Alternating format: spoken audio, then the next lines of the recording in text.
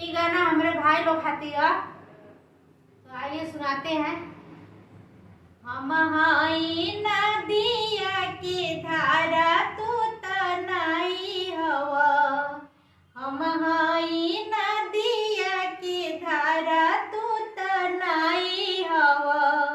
तोहरा खातिर कुछ हो जाई हमर भाई हवा, तोहरा खातिर कुछ हो जाई हमर भाई हवा, जिंदगी के साथ